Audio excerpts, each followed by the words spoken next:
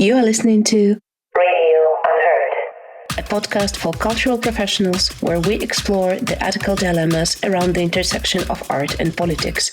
I'm your host, Asia Tsisar, and in this season, we're going to drown together in the question of solidarity. People who work in culture, like anyone else, open their social media at any given hour. And we've almost gotten used to the anxiety of this numb triangle. The image of someone suffering, us, observers, expected to witness, yet stripped of any tools to stop this suffering. And the person in the image, somewhere, out there, waiting for the image to change something.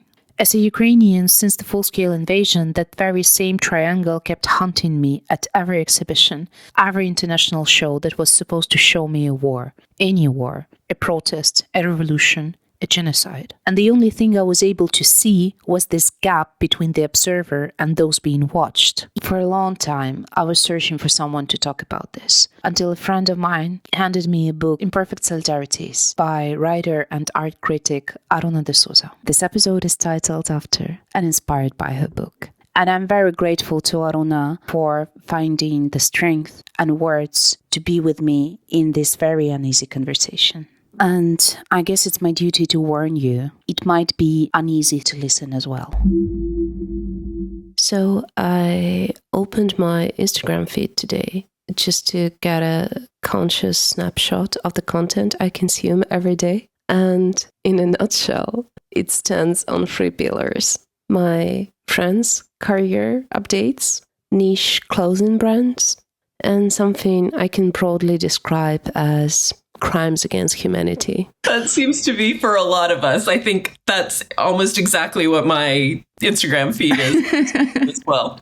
From the perspective of a writer and someone who works with visual culture, what do you think about the coexistence of these visual narrations in our everyday life? Should they be separated somehow or mediated? Well, I think that life is complicated. And I think that one of the strange things about living in today's world is the way in which we are sort of coerced, even in the most dire circumstances, to act as if life is normal. And, certainly in the States, normal life means consumption, continuing to hustle to do our professional work, and hopefully some attention to the world going on. What's clear to me is that social media reinforces the need to experience those things simultaneously, which is bizarre to me, right? I mean, the US is not under siege, but Americans feel very under siege right now because of Trump's policies across the board, from the kind of attacks on immigrants, the attacks on green card holders, the attacks on institutions, everything like that. And a friend of mine the other day said, it may not look like it on paper, but we're actually living through a wartime. And for me, hearing that was really revelatory because it put into perspective this idea that, yes, okay, if I think we are living through wartime, and yet I still have to deal with the 200 emails I get every day in my inbox, or I still have to deal with deadlines writing about art, or I still have to go and see museum exhibitions. It's a kind of disconnect, but I think that social media really reinforces or normalizes that disconnect, right? It normalizes the idea that all of these things have to go on simultaneously. And, we saw it during COVID as well. The whole strategy in the US was go on as normal, even though life was really not normal at all. So I think, social media really does a lot of work normalizing some really abnormal situations and understandings of what it is to be in the world. True. But one day a reel appeared in my Instagram feed, and it was the video of someone taking care of their very nice backyard garden. And this image was voiced over with the message that said something like, we as humans were created to live in small communities. We have capacities to care for a small piece of land and the people around us. We were not designed to carry all the pain and emotions of the world. And it's like the internet and social media convincing us that we should, but we don't have to. We are only capable to do what we can, and we should not invest emotions in tragedies we cannot manage. What do you think about it? I think that I get the impulse. Certainly with everything going on in the world, it's hard to know, in a sense, where to start with one's caring. And perhaps starting with one's own community makes sense, as long as one has a sense of who one's community is. What I worry about is that people hear a message like that and think, well, I only have to think about the people I already know, the people that I already care about, who are part of my social circle, which is clearly not enough, right? When one builds community around such narrow definitions, you leave out all sorts of other people that, in fact, are part of your codependent relationship with the world, even if you don't want to admit it. So you leave out, in the States, the undocumented immigrants who actually do so much work to support your community, even if you don't see them as part of your community. So I think that that's a problem. But I think just going back and thinking about this particular example that you give in relation to your first question, when I say that social media normalizes the kind of disconnect that we have between consumer culture and work culture and the horrors going on in the world, it does that normalization by turning everything into a kind of single form of spectacle. It doesn't just say, okay, these three things are going on, but somehow these three things are kind of equal and we consume them in the same ways, right? We consume an ad for a niche clothing company in the same way that we consume videos about the horrors happening in Gaza or in Ukraine or in other places. And I think that a reel of a influencer working in her garden talking about needing to make our world smaller and concern ourselves with our immediate surroundings is another form of consumerism, right? They're promoting this in a sense to develop their own followings, to develop their own clout, right? They're selling you a product too, basically. Yeah. Basically. And I think that is where the reality of how much damage social media has done is really coming out at this moment, because we're dealing with these events around the world in which people are suffering to horrific degrees, right? And these are events not only war, but certainly war, as well as environmental damage, as well as, all sorts of things that are creating genuine and really attenuated suffering of people. And we are being exposed to it through this numbing device of spectacle. I'm someone who developed, in large part my career through social media. My book, Whitewalling, was the first chapter really developed out of my online interactions on Facebook around an art controversy here in the States. I was using Facebook at the time as a platform for art criticism. So I'm someone who has very much been involved and very much benefited from the connection that social media offered. But I think that at this moment, when the effects of social media's role in surveillance and in narrowing discourse, highlighting certain things, slowing down the information about other things, tamping down certain subjects, that's really surfaced, I think, for many people, especially since October 7th, when certainly social media companies around the world, but especially US-based social media companies, had a kind of vested interest in promoting the interests of Israel and diminishing the ability for people to converse about what was happening in Gaza. You really started to see platforms which many people imagined were going to be public squares or sites of public discourse were emphatically not that. Mm-hmm. And in fact, now I think for US people, especially those who aren't citizens but living in the US, the fears about social media being used to trigger deportations and all of those things are very much on people's minds. And I include myself in that. I'm a green card holder here, not a citizen. Do you believe watching something in social media puts the observer into the position of a witness?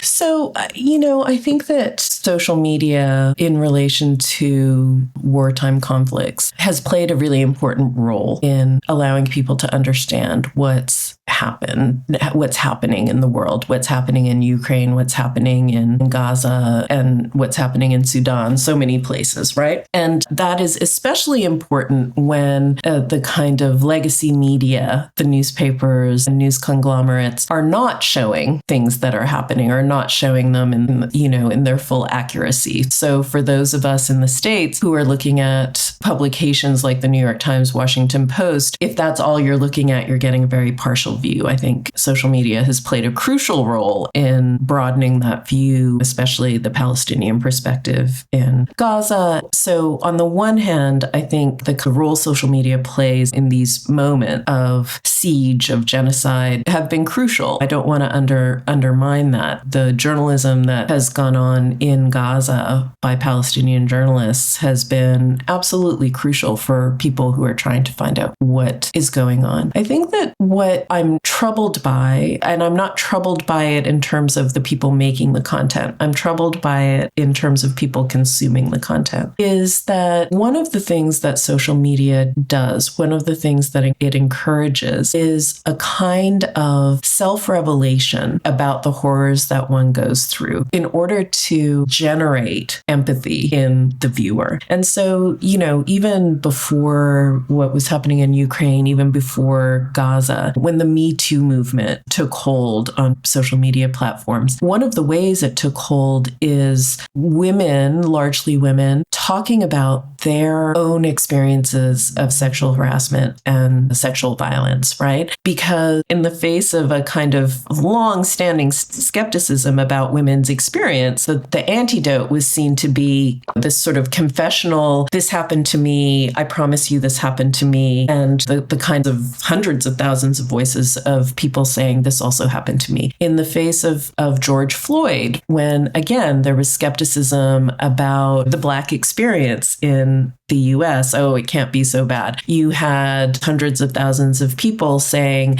this is what happened the last time I was stopped by a police officer. This is how I was abused by the police. What worries me about that is twofold. One is that the people who have experienced the trauma are put in the position of having to re-narrate that trauma in order to get other people to believe what's happening in the world. And to me, that seems a particular cruelty, right? For people, in order to be treated as humans, that they have to just relive their trauma. And the other part of it is that for the viewer, it reinforces something very subtle, which is that empathy is something that they own, that they can dole out, right?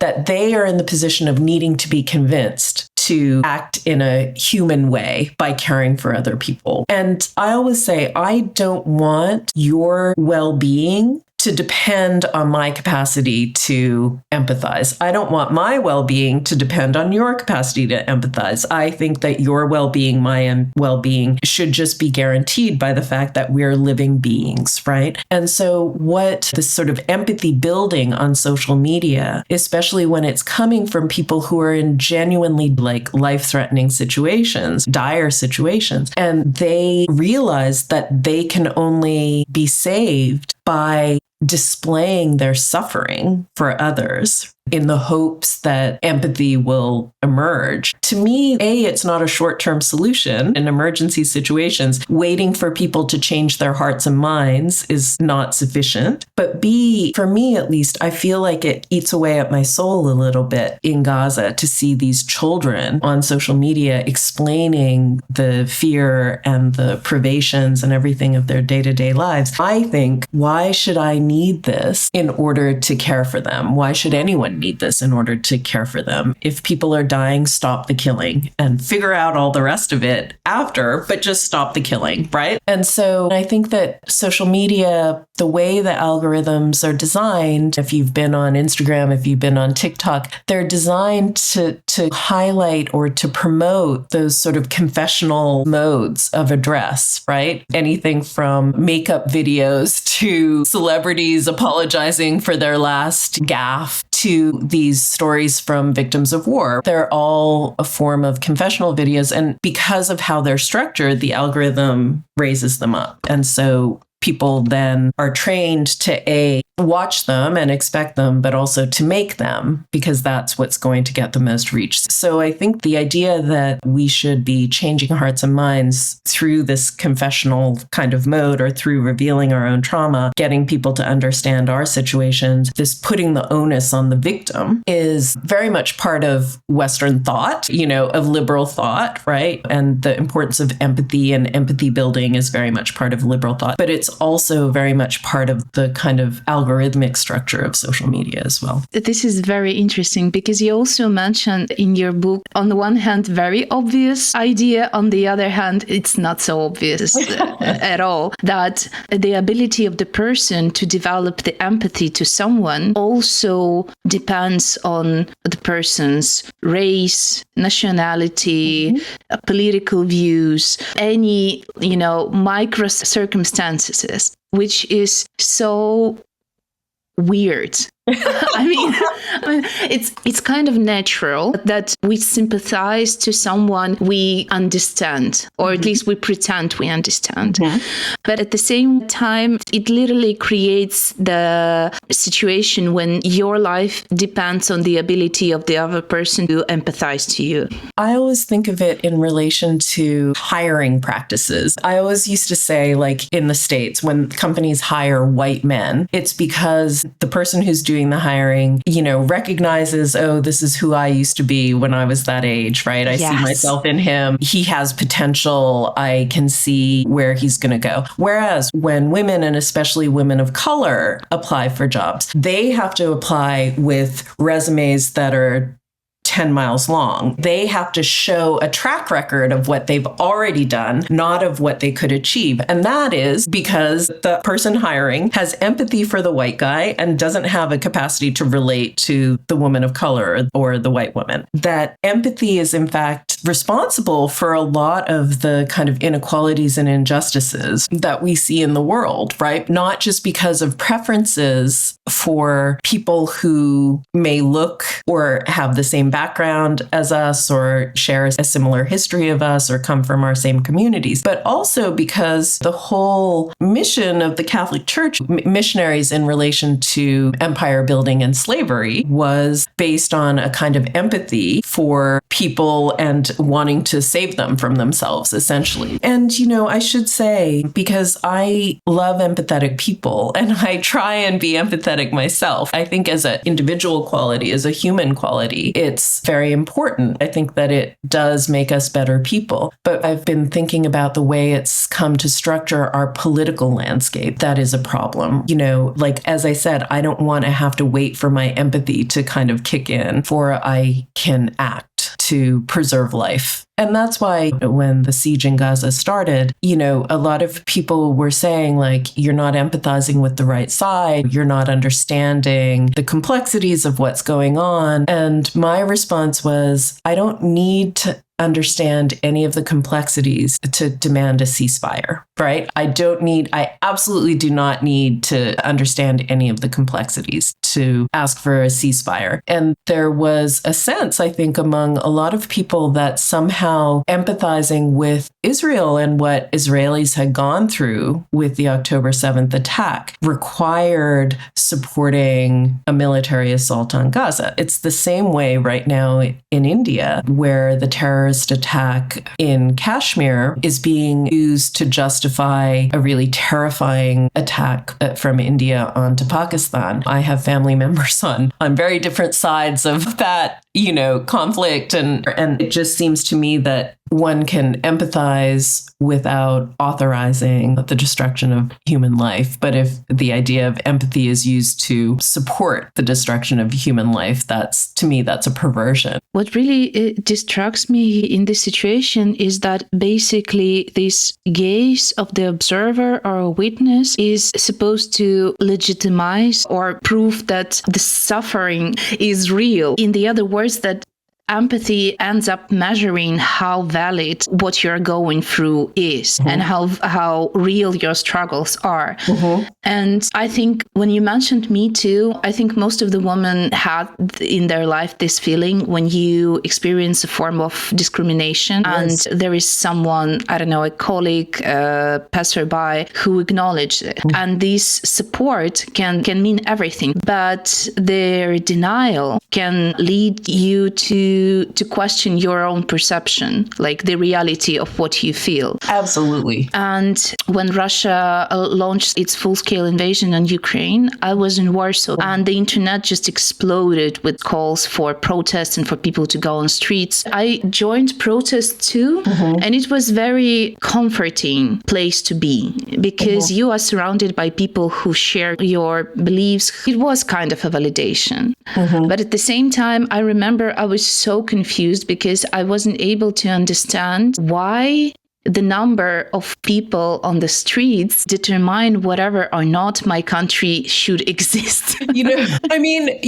It's funny because I think it's probably different in Central Eastern Europe than it is in the States. But I think that one of the things, sadly, that the situation of Israel and Gaza has shown in the US is that the disconnect between the will of the people and the policies of the government is so vast, right? It's hard to imagine, given how many people were in support of a ceasefire, given how many people were out on the streets, all of that stuff, despite a real clampdown on people's ability to protest, right? College students especially, that it seemed not to move the needle at all in terms of how the US was conducting itself in relation to that particular conflict. I think that, right now, a vast majority of Americans support Ukraine and don't think that Putin should be able to kind of annex the country in this situation. And yet it's not actually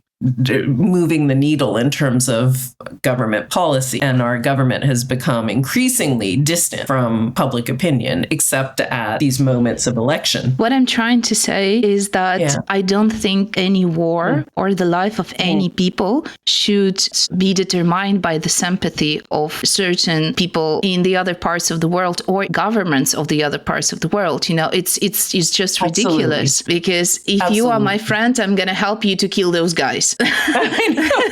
This is basically the level of international policy we're facing now. No, exactly. And that's the most crazy making part of all of this, right? Like, we should be able to say, let's not be killing, right? And, I think that we have gotten to the point where this sort of ongoing violence that we see, whether it's like the so-called war on terror that we've been living through since the 90s, basically, to today, just this everyday normalized violence, that is just the price of being in the world. It just really isn't. It doesn't have to be, except that we tolerate it. And yes, you're right that the idea of empathizing with the desires or the trauma or the suffering of the perpetrators of violence is being deployed to justify the violence. It's perverse. It really is perverse. At the same time, what's interesting from a U.S. perspective, and I think that it was very clear when Russia's attack on Ukraine, full-scale attack began, was that, and here again, the strangeness of empathy starts to come out. Americans were being told, we have to care about this because Ukrainians are white. And so this is something... Literally. I'm not sure if has been really apparent in Ukraine, but there was a very famous incident of a reporter, I think he was from CNN, who was in Ukraine seeing the attacks happening. And he said, the kind of war that we're seeing here, we've seen in other places in the world. But what makes this one so upsetting is that the victims here are blonde and blue-eyed, right? And it was really striking for a lot of people, the way in which whiteness specifically was actually being deployed by politicians, by the media, as a reason why we should care more about this war than other wars. Now, for me, we should care about all wars. So I don't think that the whiteness of the victims should be understood as a reason not to care about the war. But it was so striking for me, the way in which empathy was working there. It was an assumption that, well, of course, we're going to care more about this war because of who the victims are. And I think there's a little bit of that going on in Israel as well. We should care more because Jewish people, whether or not they're Israeli, are sort of provisionally coded as white in the US at least. And so that sort of was a subterranean kind of idea of like, okay, our empathy should be for the white victims. And so I think the problem for people who are victims of this is that these discourses can be manipulated. These discourses around empathy can be manipulated in a million different ways. So on the one hand, yes, the things that we see on social media are a form of witnessing. They are a form of becoming aware of what's happening in the world. But they are also a form of real manipulation in ways that I'm sure many Ukrainians would be appalled to find out, right? That they were being held up as like somehow the good victims as opposed to, in relation to the bad victims in other places. Yeah, and I think it could be relative not only to Ukrainians, because basically you find yourself in the situation when all your world is crumbling and falling apart. And instead of do something or go somewhere and bring something from there, something that can actually help to the situation in your country or in your community, you find yourself sitting in a nice suit at some round table explaining and playing some kind of mind games when you need to understand the smallest details about cultural codes in every country, and you need to fight the narrations that were projected on you. While I cannot deny the fact that majority of Ukrainians are white. Nor should you have to. I mean, that's the... Yeah, but, basically we were objects in this conversation, in this kind of discussion, Absolutely. But also, okay, let me put it this way, because I think it is important. Because victims are forced to, let's say, fight for the attention of the observer. It creates something people also call genocide Olympics. So you basically need to show that you're suffering the most and you most deserve attention. And I believe nor the people of Palestine nor the people of Ukraine wanted this, but we were put in this kind of competition between each other. And it's observers who began to compare the situation in Ukraine and Palestine to judge who deserves support more and who deserve attention more. But from the perspective of the observer, all this is happening on the phone screen. And for me, it ends up looking like people are just ranking their favorite Netflix show. I mean, I don't blame you for thinking that. I feel a huge amount of guilt personally for the fact that I have not paid nearly as much attention to what's going on, say, in Sudan, right, as I have to what's going on in Palestine or what's going on in Ukraine. Partly that's because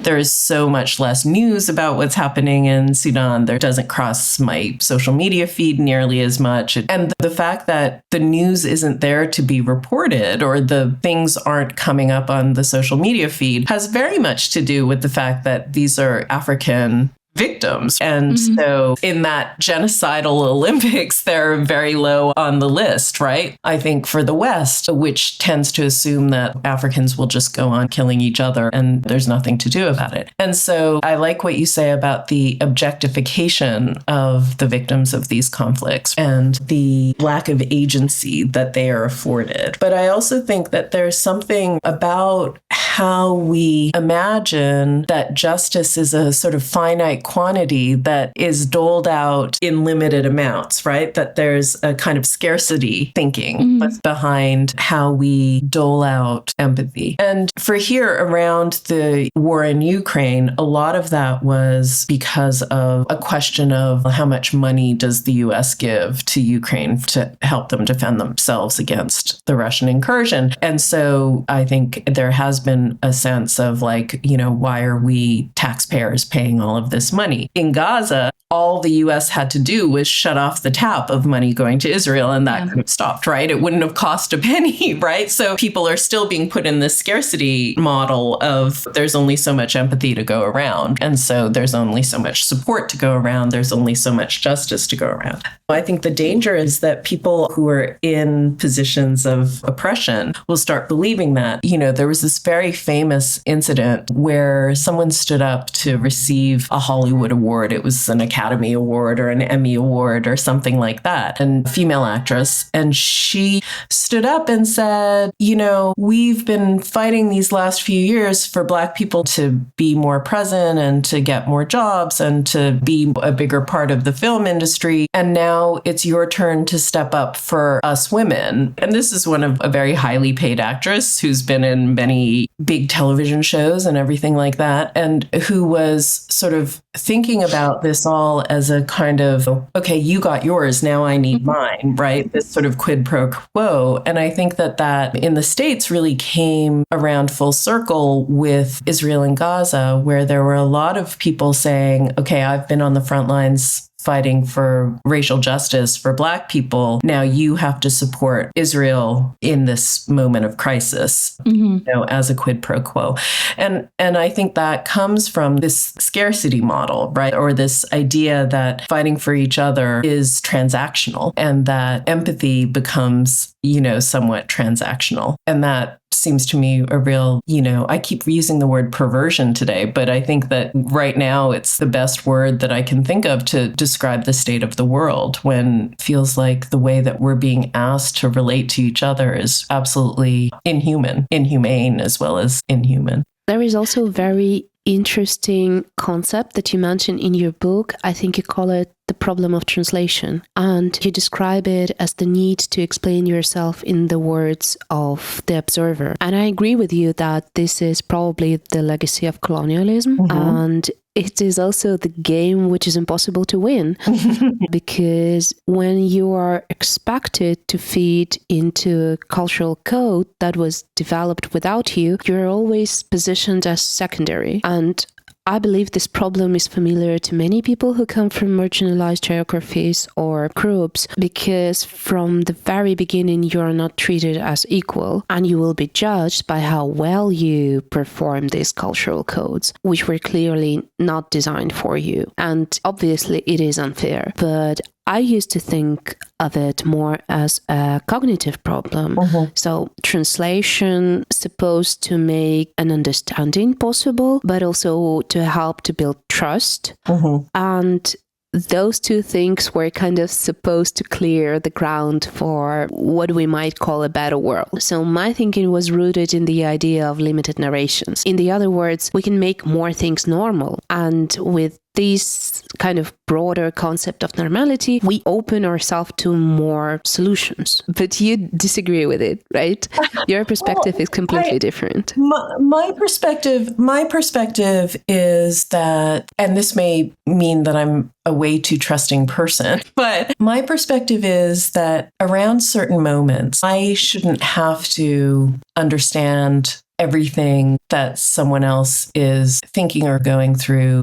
I shouldn't have to understand every part of their history in order to say this person shouldn't have to die. One of the reasons that I talk about Amitav Ghosh's novel, Sea of Poppies, is because I think it's a really great exercise for people who convince themselves that they are masters of the English language to have to read a book in which English is spoken in so many different forms, many of which are completely incomprehensible to most of us. You have to just keep plowing through and trust that you're going to understand enough to understand the story. And I think that is a position that so many English speakers, so many Americans, so many, people in the Western world, Western Europeans, Canadians, Australians, whatever, rarely have to be in the position to do, right? People who are from smaller places, from minoritized places, and minoritized has nothing to do with population, right? Like India has 1 billion people, and yet, right? Like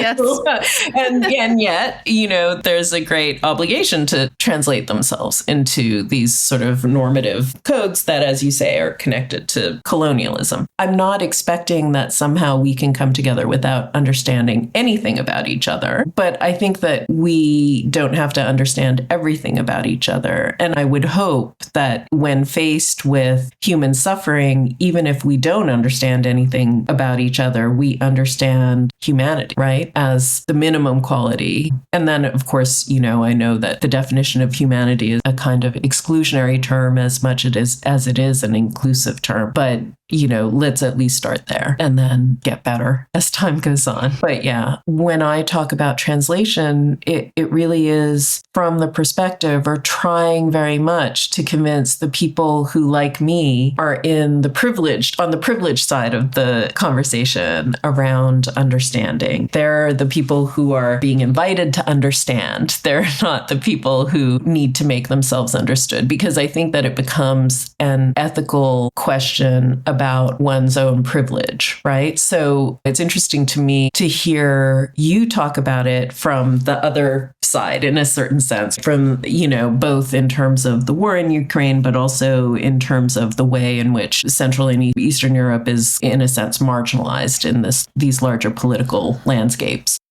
I agree that our current models of solidarity depend on empathy. And I also believe that solidarity is a kind of resource and also a mechanism that has a potential risk to divide people into those who can be in solidarity and those who need solidarity in order to survive. And one of the important problems, I think, is that in order to deserve solidarity, you are expected to act according to a specific set of rules. You have to fit into a narrow concept frame of what victim is supposed to be. For example, at least until the latest interviews with Donald Trump, Ukraine was relatively privileged. Well, at least it was clear who attacked whom and who was defending themselves. But in case of Gaza, for many people, it's not so clear. And if empathy drives solidarity, then it also ends up prescribing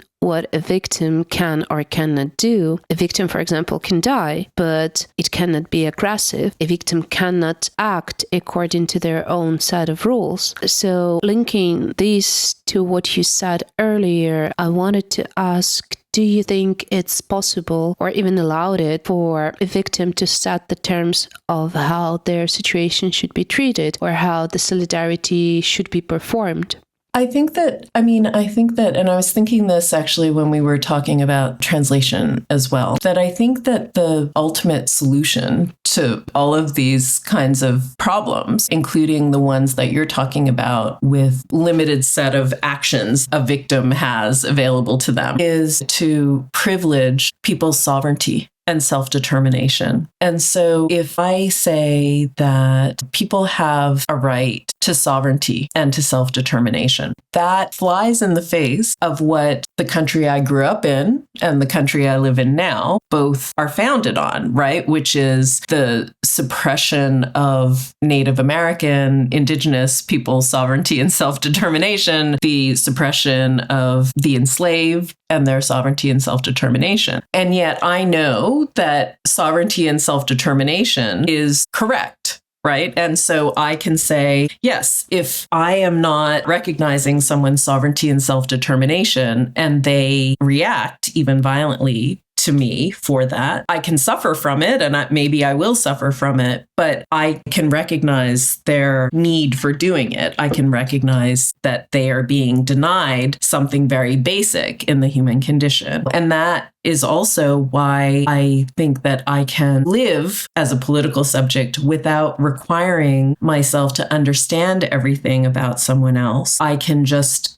take as my understanding that part of the human condition is the right to sovereignty and self-determination. And so in those cases where people don't have it and they are fighting for it, I can accept that even if it goes against my sort of Enlightenment culture kind of predilections towards like calm and lack of conflict and all of that stuff. I can recognize that concepts of nationhood as idea of the state, those are concepts that are built on a great deal of violence and a great deal of imposed homogenization, bringing together people that have very different understandings into this very artificial situation of the nation state, at the same time as often making illegal those differences, at the same time as repressing those differences. And so I can say, as long as I'm privileging, or as long as I'm cognizant of people's right to sovereignty and self-determination, that is the basic thing that I have to recognize. And so I can hold my judgment in suspension. Now, I can look at a situation and say, strategically, maybe that wasn't the best thing to do, right? In cases of violence, in cases of attacks, in cases of these sort of extrajudicial kind of actions, right? I can say, okay, strategically, I may not agree with what this person has done or what this group has done, what this political entity has done, but I can recognize the logic of their doing so, right? I can recognize that they're doing it from a place in which their sovereignty and right to self-determination has been trampled upon now for decades, for centuries, whatever it is. And so I think that part of it comes from not privileging the state as the thing that has to be protected, but privileging people as the entities that have to be protected. And I think that once one does that, you're left with a very different kind of moral calculus than if you're starting out with the idea that the state has to be protected at all costs. Does that make sense? This was the first episode of Radio Unheard. If it resonated, you know what to do. Our comments and inboxes are open for the flow. The next episode goes live on Tuesday, the 1st of July. There, we will raise the question of solidarity among people with the experience of displacement. Radio Unheard is supported by the European Union under the House of Europe program, and we are very grateful for this support. Although we also need to mention that its content is the sole responsibility of Radio Unheard and does not necessarily reflect the views of the European Union. This episode was prepared and edited by me, Asia Tsisar. Kafepta created sound design. Most Magazine was there for media support. Communications were coordinated by Victoria Vudibarets. Our webpage, radiounheard.org, was created by Andrew Kay, and by the way, you definitely need to check it. The friend, who has a talent of handing me the right books, was, and still is, Asia Tsisar.